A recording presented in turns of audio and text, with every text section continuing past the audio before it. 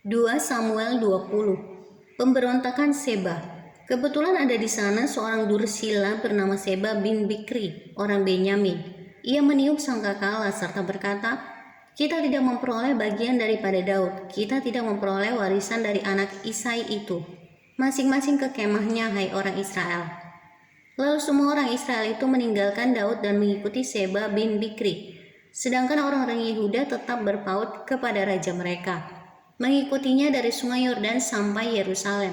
Sampailah Daud ke istananya di Yerusalem, lalu raja mengambil ke-10 gundik yang ditinggalkannya untuk menunggui istana.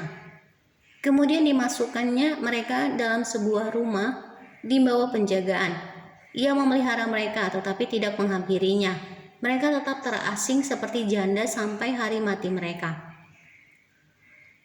Berkatalah raja kepada Amasa, "Kerahkanlah bagiku orang-orang Yehuda dalam 3 hari, kemudian menghadaplah lagi kemari." Lalu pergilah Amasa mengerahkan orang Yehuda, tetapi ia menunda-nunda tugas itu sampai melewati waktu yang ditetapkan raja baginya. Lalu berkatalah Daud kepada Abisai, "Sekarang Seba bin Bikri lebih berbahaya bagi kita daripada Absalom. Jadi engkau bawalah orang-orang tuanmu ini dan kejarlah dia, supaya jangan ia mencapai kota yang berkubu, dan dengan demikian ia luput daripada kita." Lalu Yoab orang Kreti dan orang Pleti dan semua pahlawan keluar menyusul dia.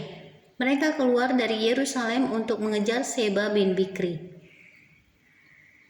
Ketika mereka sampai ke batu besar yang di Gibeon, maka Amasa sudah tiba di sana lebih dahulu daripada mereka. Adapun Yoab mengenakan pakaian perang dan di luarnya ada ikat pinggang dengan pedang bersarung terpaut pada pinggangnya. Ketika ia tampil ke muka, terjatuhlah pedang itu. Berkatalah Yoab kepada Amasa, "Engkau baik-baik, saudaraku." Sementara itu tangan kanan Yoab memegang janggut Amasa untuk mencium dia. Amasa tidak awas terhadap pedang yang ada di tangan Yoab itu. Yoab menikam pedang itu ke perutnya sehingga isi perutnya tertumpah ke tanah. Tidak usah dia ditikamnya 2 kali sebab ia sudah mati. Lalu Yoab dan Abisai adiknya terus mengejar Seba bin Bikri. Dan seorang dari orang-orang Yoab tinggal berdiri di dekat mayat itu sambil berkata, "Siapa yang suka kepada Yoab dan siapa yang memihak kepada Daud, baiklah mengikuti Yoab." Dalam pada itu Amasa terguling mati dalam darahnya di tengah-tengah jalan raya. Ketika orang itu melihat bahwa seluruh rakyat berdiri menonton, maka disingkirkannya mayat Amasa dari jalan raya ke padang. Lalu dihamparkannya kain di atasnya, karena dilihatnya bahwa setiap orang yang datang ke sana berdiri menonton. Setelah dijauhkannya mayat itu dari jalan raya, maka semua orang itu berjalan terus mengikuti Yoab untuk mengejar Seba bin Bikri.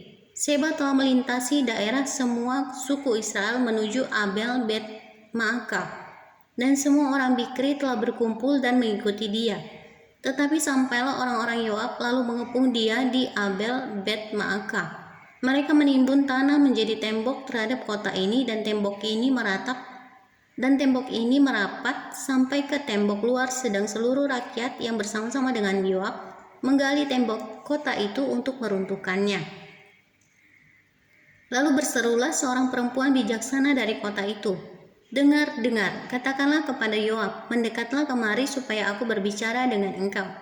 Maka mendekatlah Yoab kepada perempuan itu. Bertanyalah perempuan itu, "Engkaukah Yoab?" Jawabnya, "Benar." Lalu berkatalah perempuan itu kepadanya, "Dengarkanlah perkataan hambamu ini." Jawabnya, "Baik." Kemudian berkatalah perempuan itu, "Dahulu biasa orang berkata begini, 'Baiklah orang minta petunjuk di Abel dan di Dan. Apakah sudah dihapuskan apa yang telah ditetapkan oleh orang-orang yang setia di Israel?' Tetapi engkau ini berikhtiar membinasakan suatu kota. Apabila suatu kota induk di Israel, apalagi suatu kota induk di Israel, mengapa engkau hendak menelan habis milik pusaka Tuhan?" Lalu Yoab menjawab, jauhlah daripadaku untuk menelan dan memusnahkan. Bukanlah begitu halnya. Tetapi seorang dari pegunungan Efraim yang bernama Seba bin Bikri telah menggerakkan tangannya melawan Raja Daud. Serahkanlah dia seorang diri, maka aku akan undur dari kota ini. Lalu berkatalah perempuan itu kepada Yoab, baik, kepalanya akan dilemparkan kepadamu dari belakang tembok ini. Kemudian masuklah pula perempuan itu dan berbicara kepada seluruh rakyat dengan bijaksana. Sesudah itu mereka memenggal kepala Seba bin Bikri dan melemparkannya kepada Yoab. Yoab meniup sangkakala, lalu berserak-seraklah mereka meninggalkan kota itu, masing-masing ke tempatnya, maka pulanglah Yoab ke Yerusalem kepada raja. Pegawai-pegawai Daud. Yoab menjadi kepala atas segenap tentara Israel, dan Benaya bin Yoyada menjadi kepala atas orang Kreti dan orang Pleti. Adoram menjadi kepala orang Rodi, dan Yosafat bin Ahilud menjadi bendahara negara.